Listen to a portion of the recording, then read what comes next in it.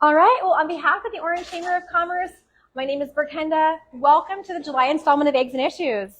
I'm so happy to see all of your faces. I was wondering, okay, it's July, are people on vacation? What's going on? But you all are here with us today, and we so appreciate it. So before we get started, of course, thank you all for coming.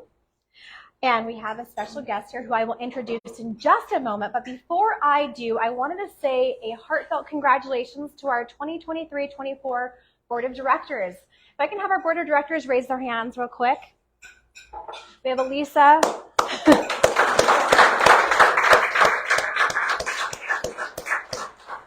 Elisa Driscoll, who is our chair. Congratulations, Elisa. For those of you who missed it, we had an amazing party. I have to say, we had to toot our own horn for our party. It was the best party ever, this installation gala. So kudos to Elizabeth and Connie for putting on an amazing gala for us this year. Was the installation gala? It was so much fun. Okay, did you blow it up? Never mind, sorry. They did. The Soul Train dances were there. Oh, wow. Yeah, okay. So that just kind of tells you like how that went. Okay, Orange doing it up. All right. Exactly. It was amazing. So thank you guys for joining us. To those who were able to come out to that, we really appreciate your support. We cannot do what we do without our amazing board of directors and, of course, our chairman circle sponsors. So thank you so much. I also wanted to mention last night we had our first business watch. Angie Catelli was instrumental in putting that together. Did anyone here attend the business watch? Got a couple people. How did you guys like it? Good? Helpful? We should do it again? Okay. All right, and with that, we're going to kind of head into what we call the meat and potatoes here. So before we get started, just as a reminder, this is an open segment. We are here for you as a community and our business members. Our guest, Senator Min, who you now know who it is, right?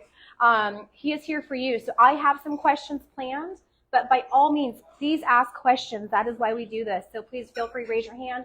We'll go ahead and do our best to get your question in and also still get us out on time.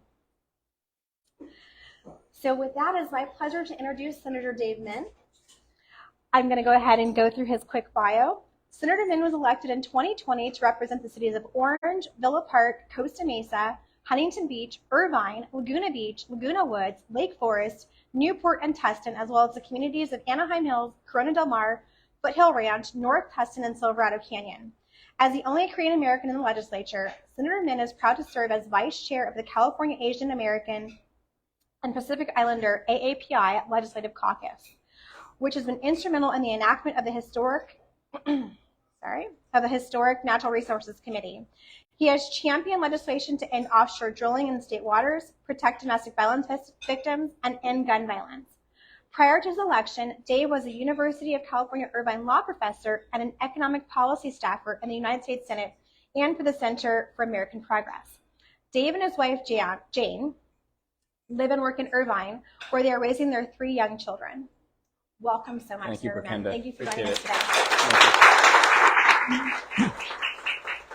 Zot zot for those UCI folks in the crowd. All right, zot zot zot. I'm sorry. Yeah, it's early. Drinking my coffee. And great coffee it is here at Orange. Yeah, it is excellent. I just want to give a shout out to Sean and Orange Cafe Bistro on the corner of East Mayfair and Shattuck. Wonderful food and coffee. Thank you for hosting us. Well, welcome back. We last had you in, we won't call it the hot seat, but you were last with us in October 2021. Right. Which at that time, there was so much going on. We really had a lot of talking about COVID-19, EDD, how these people get, their unemployment insurance processed. Yep.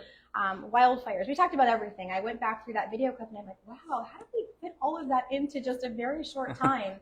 But today, good moderating. Thank you.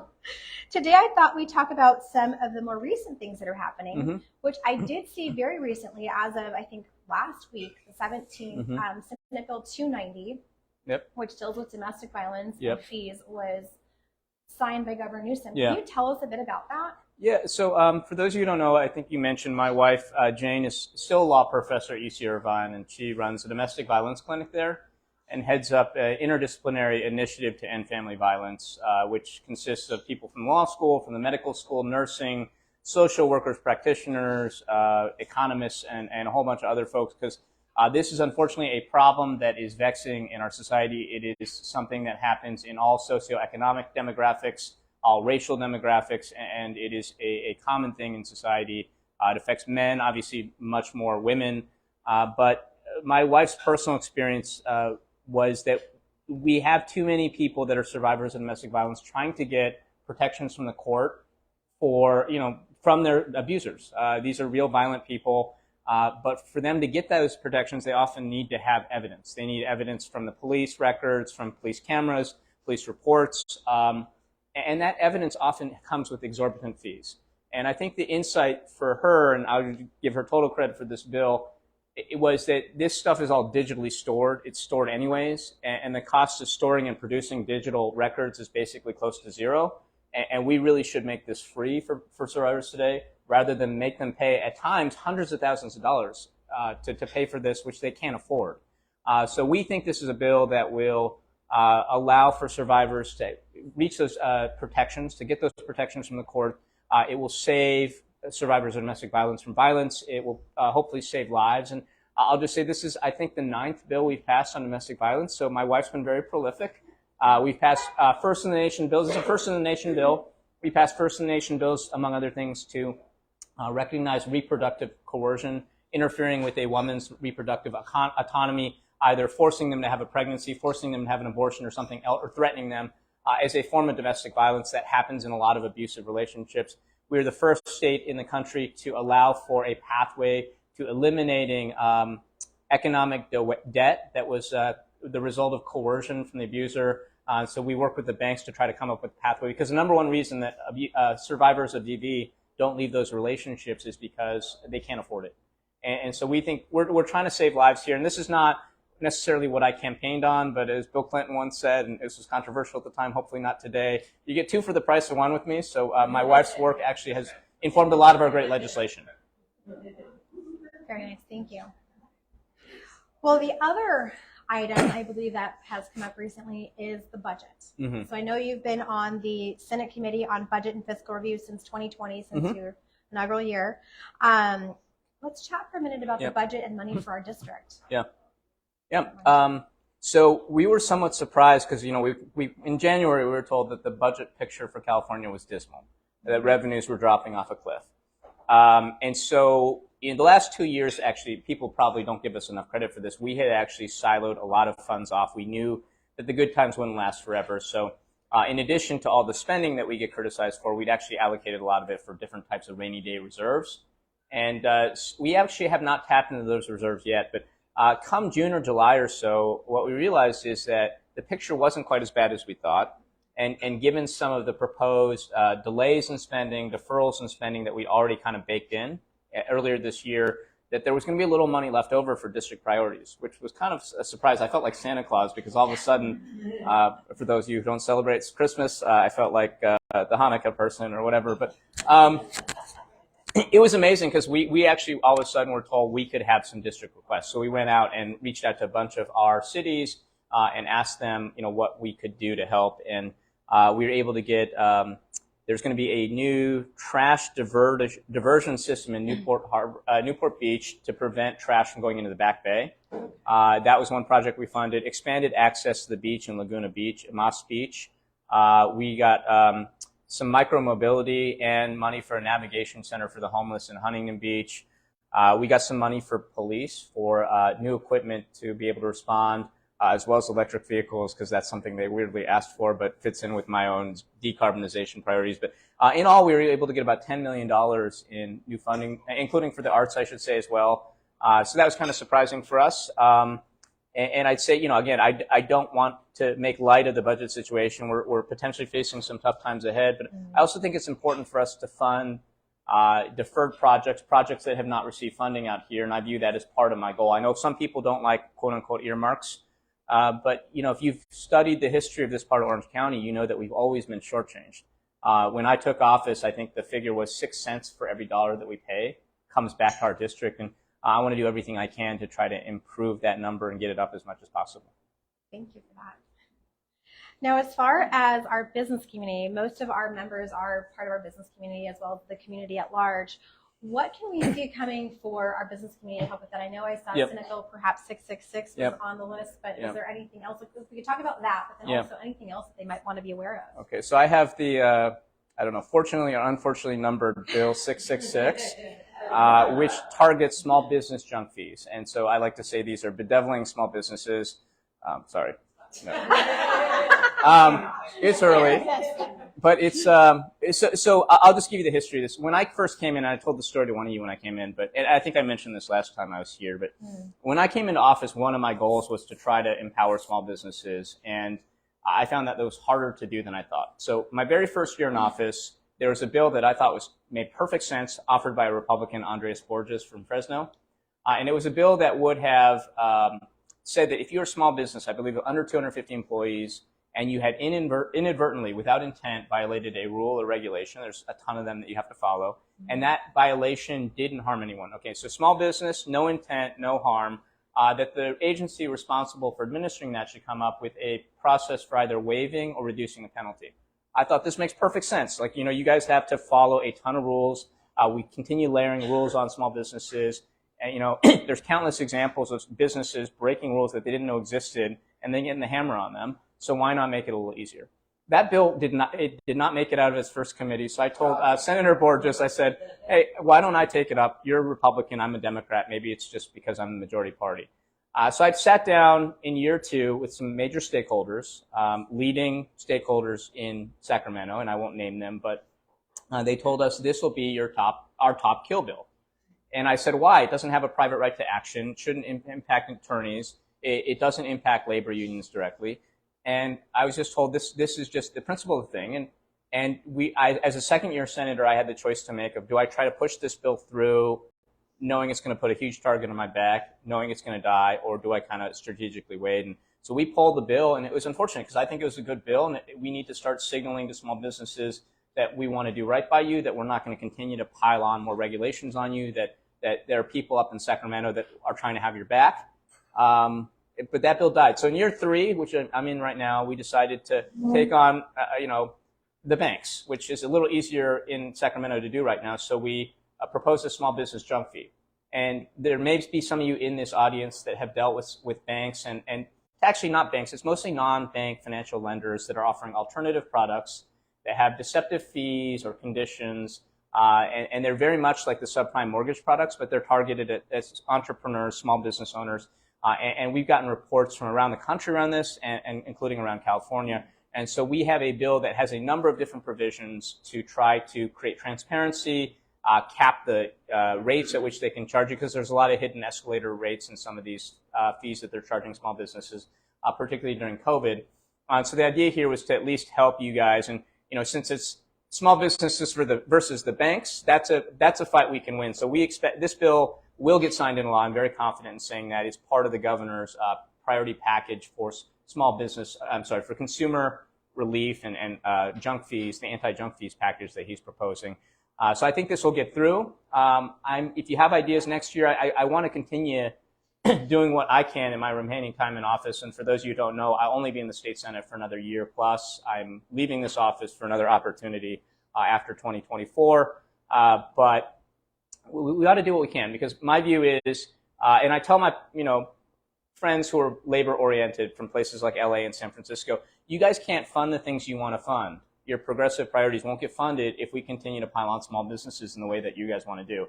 That we have to set a benchmark for the rest of the country to follow.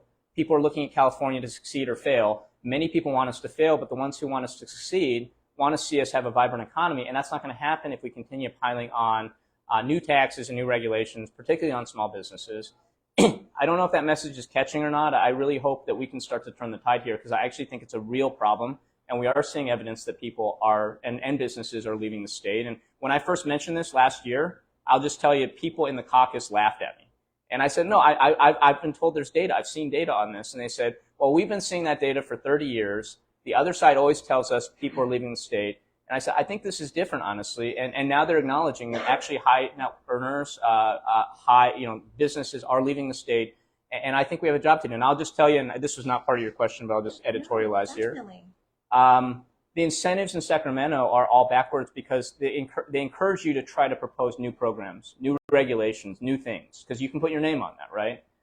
Nobody gives you credit for revising or streamlining or making an existing program better. And so in sum, I think what we've done over the last 30 years or so is just pile on new reg after new reg after new reg, and we've got to fix that. And I don't know what the answer is. I'm open to suggestions. We're dealing with some pretty tough headwinds. I say this as a Democrat, as someone who considers myself a progressive Democrat. We have to do better by business here in the state. But to do that, we have to create some kind of pathway with the stakeholders that are in Sacramento that are opposing some of this stuff. So anyway, 666.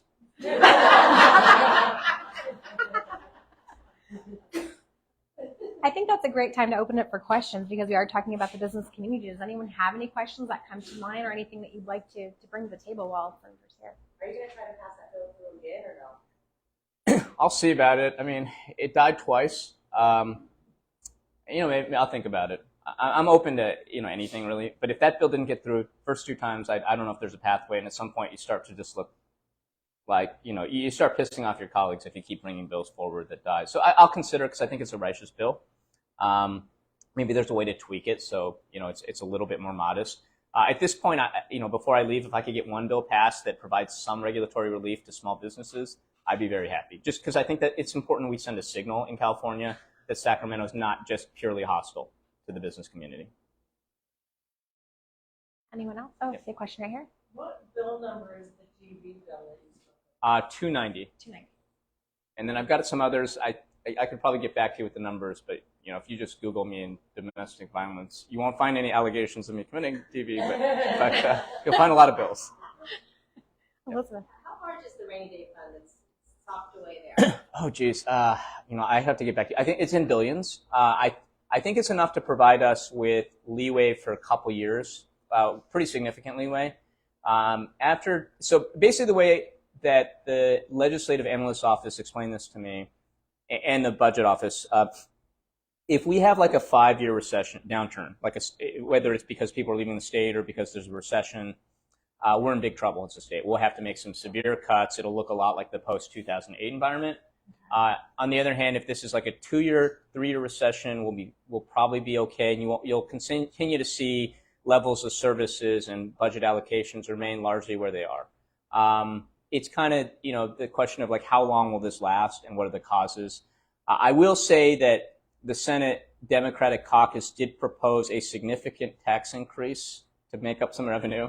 It would have been, they described it, and you probably read about this, they described it as a reversal of the Trump tax cuts on corporations. Now, keep in mind, that's a federal tax policy. What they wanted to do is take essentially the cuts that were made for large corporations and REITs and hedge funds and private equity funds and the like, and levy those on behalf of California, the state. So if you were a corporation and you saw just a 30% drop in your tax revenue, your taxes because of the Trump tax policies, that we would then raise your taxes 30% to counter that.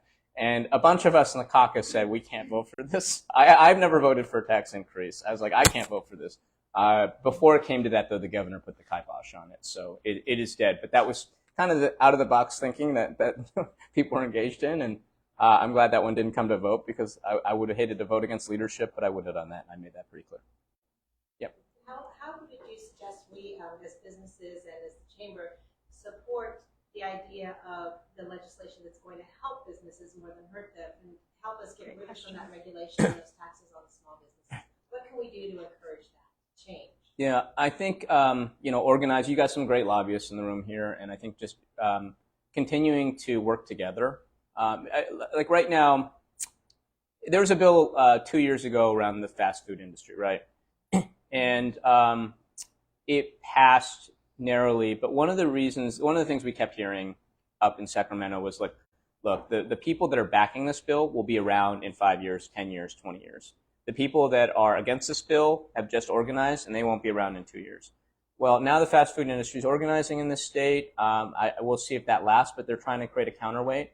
You guys could do something similar. Just, I think there really needs to be more of a voice for small businesses.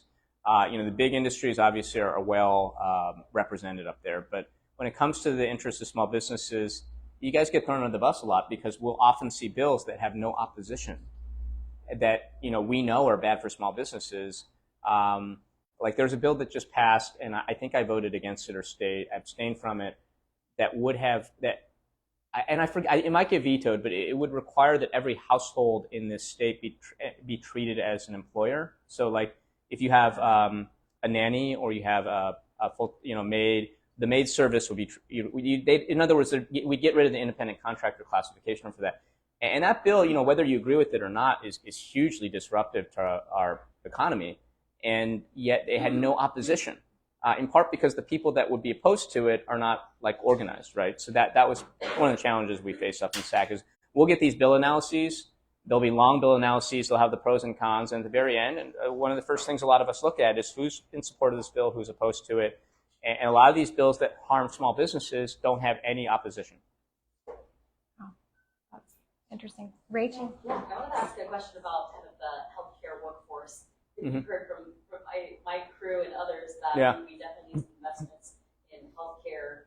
So I just wanted to ask kind of what's the pulse your colleagues on kind of investments for our healthcare workforce? I think there's an appetite for investing. The question is, like, do the numbers allow for that and to what extent, right? And so I think the last 2 years we've spent a lot on equitable priorities, quote unquote, but we spread it pretty wide. Sitting on the budget committee. So I sit on the budget subcommittee for education. So the subcommittees really inform what you get to know. And in my field in education, I saw a whole bunch of new programs that really emulated old programs and had new titles and created new bureaucracies. And I assume I'm assuming we can see that throughout the budget. Wouldn't be great, but in healthcare, I don't sit on the relevant subcommittee. My sense is that we spread a lot of money out. I wish we'd targeted a little bit more. There are hospitals, particularly in rural and the hyper-urban areas, that are struggling big time right now with, any hospital that either is a rural hospital or takes a high percentage of Medi-Cal patients right now is struggling to meet payroll, and we're probably going to bail out a bunch of hospitals very soon. And so there's a real disconnect between the, model of income versus disbursements that a lot of healthcare facilities have. I think the temperature up in SAC is that people want to help the healthcare workers. They're essential workers. We want to take care of them. At the same time, what does the budget look like for that, particularly when it's public funds that are, behind a lot of that? So I think right now the appetite for investment is strong, but if we start to, come to a place where we're not in a place of plenty, but in a place of, more famine, the question is, what will we prioritize? I don't know the answer to that. I see a question in the back.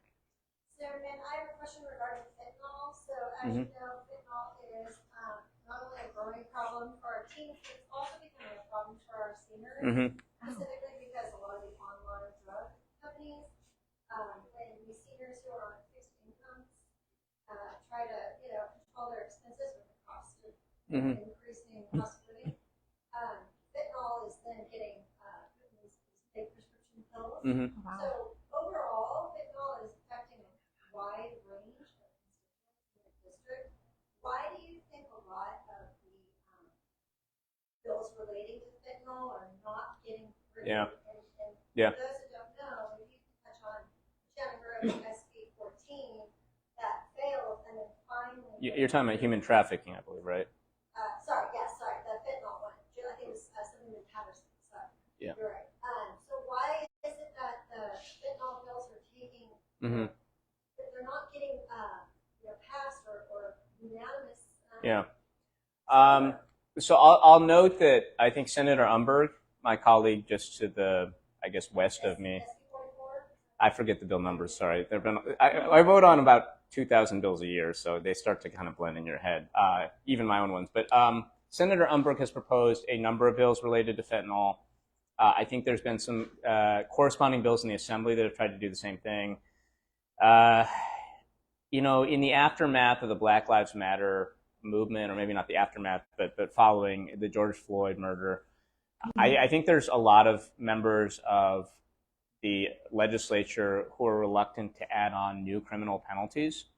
And I'll say during my first 2 years in the legislature, there was a real push to decriminalize broad swaths of crimes or to reduce them. So like I remember there's one bill that would have taken any felony assault that did not involve a deadly weapon or did not result in serious bodily harm and reduced that to misdemeanor. And a number of us went up to the author, and I made the case that this person had a lot of Asian Americans in their district. And I think my argument was actually effective, but I point out to this author that they would be targeted as basically facilitating anti-Asian hate, because so many of the anti-Asian hate incidents that were happening in this author's district fell exactly into that category of, no deadly weapon, no maybe serious or critical bodily harm, but nonetheless, these are like assaults on random people. They should be treated seriously. But we've seen that move, obviously.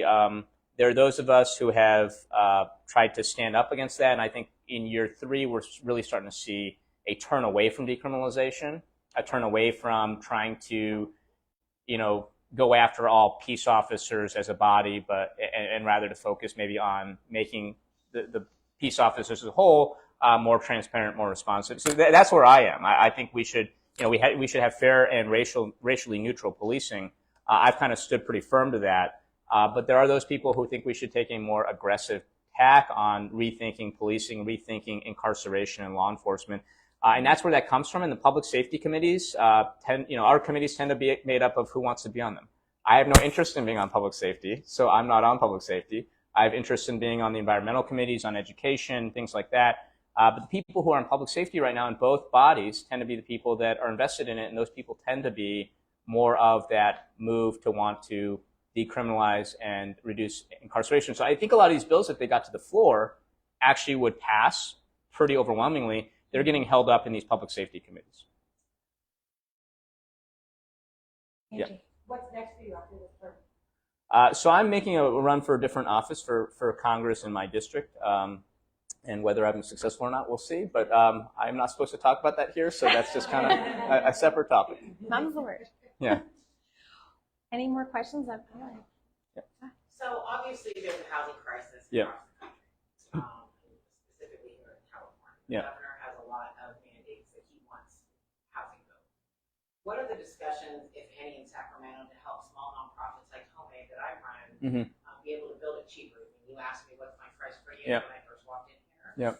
And frankly, we could build more if we could just reduce some prevailing wage for smaller unit counts. Yep. And so that's something that I'm very passionate about. I don't know if that's even a discussion that's happening up there. So just candidly, I don't think that. I think there's certain third rails in Sacramento, and I'm just being honest with you.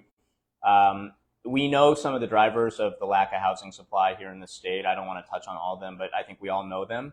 And we know that many of them are not movable, right? Because they're popular with voters, because they're popular with certain interest groups that have huge sway in Sacramento. So there's just things we have to deal with. And so what you've seen us try to do, and this has been controversial in Orange County, is to try to increase supply through targeted changes in density. And so, I was talking with Councilmember Miles earlier. I do think we ought to rethink RENA, but that's not going to happen under my watch. A city like Villa Park or a city like Laguna Beach is different than Irvine, and we ought to treat them differently, or we ought to treat them under a regional approach. But with the tools we have right now, a lot of this is around duplexes, lot splitting, targeted overrides and zoning. The one I couldn't get behind this year was the one that would take places of worship and allow them to build out as much as they wanted. I said educational institutions, I'm fine with that. I'm a little uncomfortable with churches, temples, etc., being able to build out as much as they want, because a lot of them are zoned in residential neighborhoods. I think it changes the character. I think about my own communities. And I'll just say, when I think about my housing issues, one of the first people I will call is the mayor of Laguna Beach, or the city manager of Laguna Beach, because Laguna Beach, to me, is the city I represent that has the most protracted infrastructure problems, the most protracted problems with trying to add density. And so I asked them, candidly, we need to increase housing in California, and I'm inclined to vote for this bill, but what can we do to change it so that it doesn't ruin Laguna Beach? I suppose I could call Villa Park, I could call a number of cities in my district, but that's kind of what I try to do in the state Senate. I'll just start by saying the obvious. The number one reason that California is losing our competitive edge is not taxes, it's not regulation, not that those are not problems, but it's the cost of housing here. And it's the number one reason that people in Orange County and LA County, Santa Clara County, San Francisco County, Alameda County are homeless. When you do the surveys, it's that starting point of you can't afford your rent or mortgage. So then you start couch surfing, then you start, sleeping in your car. It is that slippery slope into homelessness, but it starts with the high cost of housing here. We have to address that. We know that the state level, look, I think we could be doing more to promote workforce housing. I think the types of housing you guys have, we probably, just again, being honest, can't meaningfully reduce the costs in the ways you want. It's a political battle I don't think anyone's prepared to take on and win. You can just imagine what would happen in Sacramento if I proposed that. But what we can do is try to increase funding from the state for that. Try to reduce the base. Your unit cost is actually pretty good compared to a lot of places that are building homeless housing units right now. But what we can do is provide more subsidies. And I think what the state should be doing is incentivizing cities to build more workforce housing, because I don't believe it requires any kind of deep subsidy or maybe any subsidy at all to build housing that we know we need for people making, say, between 50 and 125% of area median income. But that is a sweet spot that we don't have right now. If you ask young people in Orange County, who make, say, $100,000 or $75,000, they are having trouble finding housing that fits within, say, the 30% recommended monthly income guidelines. They're having to pay 50, 60, 70% of their monthly incomes to afford a place, and often having to double up or triple up in a place that was meant for one person to do that. And that's a real problem. We're losing young people. We're losing new businesses because of the high cost of housing. So that, I think, is a sweet spot. And by the way, if you address more workforce housing and you incentivize cities and communities to build more workforce housing, that trickles down because then there's more supply for affordable, et cetera, right? So, I don't pretend to know all this, but I just think we need more housing. We need more housing at all levels. And some of it requires money. Some of it, I think, just requires moral suasion. I wanted to bring up really quickly about the sustainability decathlon. Oh, yeah, cool. So for those of you who aren't aware, this came up, I believe we might have talked about it a little bit the last time. I know it's become more present because it's coming up. So it's called the Sustainability Decathlon. I know you champion that. It's been a long time in the making. I would love for you to tell everybody a little bit about it because I know it's coming up in October. Sure, yeah. So this was an idea pitched to me my first year in office by two professors at Chapman. And the idea was to recreate the old solar decathlon, which, for those who are not familiar, you basically bring a bunch of people, students, grad students, engineers, etc., to try to design and build a prototype of an all-electric, all-solar home. And so this is going to happen at the Orange County Fairgrounds in October. And we'll see how much of a tourist draw it is. The organizers say it's going to be a really big tourist draw. I don't know that there's that many nerds out there who are interested in this stuff, but we'll see.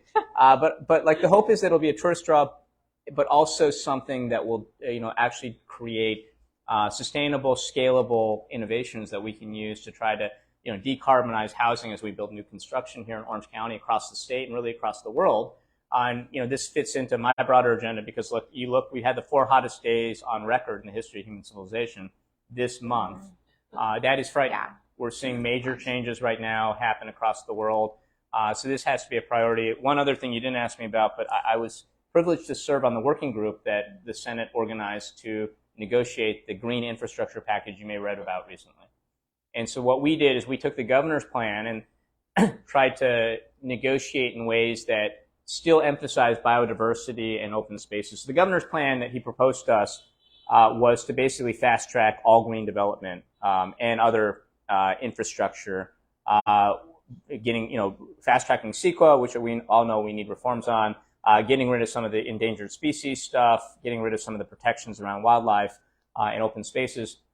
And the environmental groups all hated this because it was like too much, too fast. The argument the administration made was that we're losing matching funds from the federal government because we were not ready to deploy fast enough to get some of these funds coming out of the IRA or BIF. So what we did is I think we landed in a good spot with, it took like a month of negotiations right in the middle of a campaign that I was running that my team did not like me spending time on this. But we, I think, ended up in a spot where the enviros weren't perfectly happy but felt that we were protecting wildlife, but we were also meaningfully fast-tracking deployment and development and approval of a lot of the permits around whether it's new solar, new wind, new water infrastructure. And I think that this also has to be part of this because we need a concerted effort right now to innovate, to deploy the new infrastructure we need to try to get our economy to zero emissions. We can't just outlaw fossil fuels. That's not the right approach. The way we're going to get to zero emissions, the way we're going to turn the tide on climate, in my view, is innovation and deployment by pricing out fossil fuels, by making it so cheap and plentiful to have renewable energy that is the obvious place to go, that you're going to buy the next electric car because it's cheaper, you don't have to pay for gas, it's easy to use. That's how we kind of decarbonize. But to do that, we are going to have to deploy. We're going to need innovation of the kind that hopefully this sustainability decathlon will help engender. Okay, thank you. Well, we're running out of time, but I do like to always ask a fun question or something personal so people kind of know what you're doing behind the scenes. Okay. Do you have a teenager in the house yet? Not yet. I've got So a close, 12-year-old and a 10-year-old and a 7-year-old.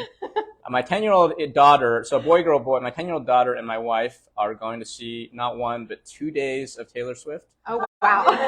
So they bought 1 ticket in a hotel, and then while I was back in session, my wife bought a second night of tickets. So I think they're going August 4th and August 7th. Nice. Yeah, so my daughter right now is going over all the, I don't know, are there any Swifties in the house? Okay, they're good. So I guess she does these surprise songs every night. And so once she does a surprise song, she won't play it for the rest of the tour. Oh. And so my daughter's keeping like meticulous track of all the surprise songs. So she knows which ones are left. So yeah, it's I love that. Oh, 10-year-old awesome. Swiftie.